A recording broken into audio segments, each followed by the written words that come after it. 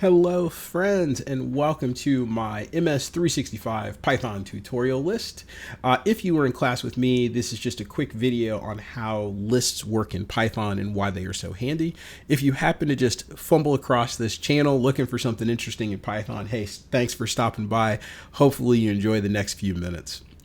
So what I want to do is take a few minutes and talk to you guys about lists in Python. Lists are fantastic. You will use them all the time in class or for a variety of just different things inside Python where you need to have a set of values that you call upon. So before we get started, a few things about lists that I want to make sure you understand is that lists are ordered in nature.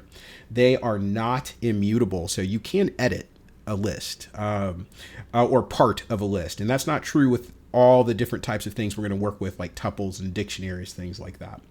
Lists can contain duplicates, and they can contain different data types. So you can have, integers and Boolean and string and all kinds of stuff in there. All right. So let's just jump right in and start making some lists. So to make a list, what you're going to need to do is give it a name, right? So we're going to declare it just like a variable. So we'll call this list 1. Okay. So now what we're going to do is when we create a list, the list goes inside square brackets. So now because I'm going to make a list of animals, what I'm going to do is I'm going to give them names, and obviously they have to be inside quotation marks because they're words, right? So we're just going to go dog, we'll go cat, and we'll go bird. That simple. Now, a list on its own doesn't really do anything until you call it or use it or something like that. So if I just run this cell, it really doesn't do anything unless I print it. So I have to go print, and then I'm going to call it list 1. So when I print that list, now it's going to tell me dog, cat, bird. Okay. Now, lists can get pretty long, and there's a really strong chance that you probably don't need every value in a list whenever you call the list. So if you want, you do have the ability to call a single value or a range of values from the list. And you can do that by giving it the specific list index number. So what I'm going to do is I'm going to print, and I'm going to print list 1. But when I print list 1, I'm going to say, hey, I want to print list 1 index number 1 or index position 1. Now, when I do that, some of you that are new to Python might think that this is going to tell me dog. It is not. When I do this, it tells me cat. So now if you're new to Python and you're understanding and you're thinking like, why when I called 1, did it not give me dog instead of cat? Well, that usually tells me that you're an Excel person. So in Excel starts at 1 for everything. But when you're working in Python, the index values start at 0. So the 0 position of this list is dog. The first index position is cat, and the third index position is bird. So it's 0, 1, 2. Okay. I know that's confusing, but you'll get used to it. Okay. So 0, 1, 2. So if I print 2, that tells me bird. Okay. Now that's not the only thing we can do. We can also call a range of values when we work with lists. So if I print this list and I call, say, index 1 through 3. So when I call index 1 through 3, now you're probably confused again because you're thinking, well, I thought you just said that it starts at 0. And if I look at this, here, let's make that go away. This would be 0, 1, 2. So why would you call 1 through 3? There is no 3. Well, it's tricky because the 3, when I put it in as this range here, is exclusive. So when I do this, it's going to give me cat and bird. So it's not including 3. So it's giving me 1 and 2. So to show you what I mean, if I change that 3 to a 2, the 2 is also not inclusive, right? This 2 is not inclusive. So it's going to give me just cat.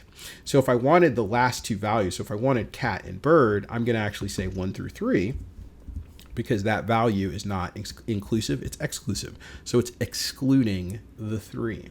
Okay. So that gives me cat and bird. Okay.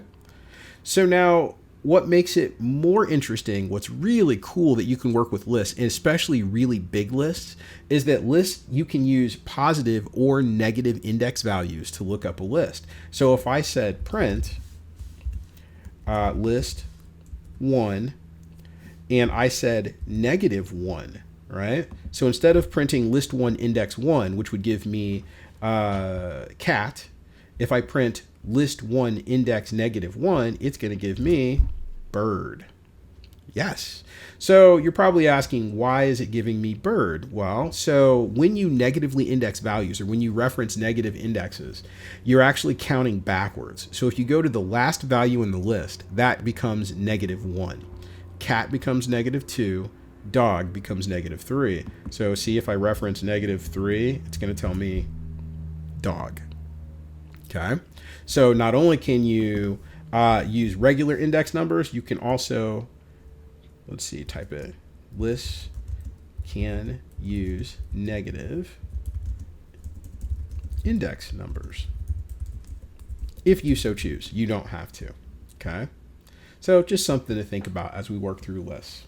So a couple other things about lists that are super duper helpful. You can modify lists. You can edit lists. You can change lists, insert lists, append lists, or just straight up remove values from lists. So let's say that you want to add a value to this list. Okay, so all of a sudden we've picked out another animal that we want to add to this. So we can do that. We can append the list. So to append a list, so this is list 1. To append the list, we're going to go list.append, like so. Okay, and then inside, because append is going to be a method here, so inside that, what we're going to do is enter in whatever value we want to add to that list. So let's go with fish. Okay, so when I do this, and let's just go ahead and print that. So when I do that, now all of a sudden I've got a fourth value inside my list, which is fish. Okay, so now I appended this list. So because I appended the list, it put the value of fish at the end, but it doesn't have to go that way. I don't have to append. So if I wanted to put a value in the list in a specific place, I could do that too. I just have to use insert instead of append. So now, how do you use insert? Okay, so this time I'm going to go list1.insert. Oh, list1.insert. Okay, and what I'm going to need to do is I'm going to need to specify an index number first. So let's say that I want it to go in the second index position. So that would be after cat. So I'm going to do 2. And now I just get to say what it is. So let's say fox. Okay. So the second index position, we're going to insert a fox, right? So this is 0, this is 1. So now if we want to see what that does, we're going to need to print it. Like so. And look at that. So 0, 1, now 2 is fox. Okay. So now there are a couple other things we can do. We don't always want to just insert or append values inside a list. We may want to do something different. Okay. So for example, you may want to edit a list value. So maybe we want to edit cat to be something else. So in that particular case, what we can do is we will use this option here. So if I go to list 1, okay, and I simply call the specific index number. So the index number is 1. So I'm going to reference that index number, and I simply say equals. I can pick something else. Okay, so we could say cat has now become a lion. Okay, and if I print this, cat has upgraded to lion. Or I guess you could make the argument that a lion is indeed a cat, which is true. Okay, so I edited a value in the list. So we inserted a value, we appended a value, and now we just edited an existing value. So the last thing that I want to show you as we talk about lists is you can just completely remove values from a list, because remember, they're not immutable. You can edit them. So I just put in fish just a little while ago. So if I wanted to drop fish, I can do that. I can go list 1 dot remove, and I simply tell it the name of the list item that I want to drop. So I'm going to say I want to go bye fish. And when I do that, list 1, Bye-bye fish, as my son would say. Okay. So the very last thing you can do is you do have the ability to remove values based on index number, but to do that, you have to do something slightly different. So what I'm going to do is I will say list one dot pop and say, for example, 0. So if I do list one pop 0 and then I print, what it's going to do, list one, is it's going to drop the first value in the range, because remember it starts at index 0. So if I do pop 0, it's going to say, all right, we're going to drop that first thing, and that first thing was dog. So when we do pop 0, we have removed the first index value. So now lion becomes 0, fox becomes 1, bird becomes 2.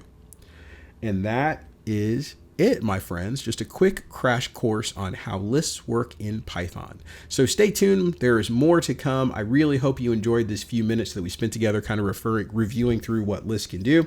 As the young kids say, if you feel like this helps you out or you thought you learned something, go ahead and click that like and subscribe button. Makes me feel so good. Like I'm not just doing this for myself just because I love it. So I hope I was able to help you guys out today. If you have any questions, you know how to find me. Give me a shout and I'm happy to try to help you out if I've got time. With that, friends, be well, be happy, be safe, and I will talk to you soon.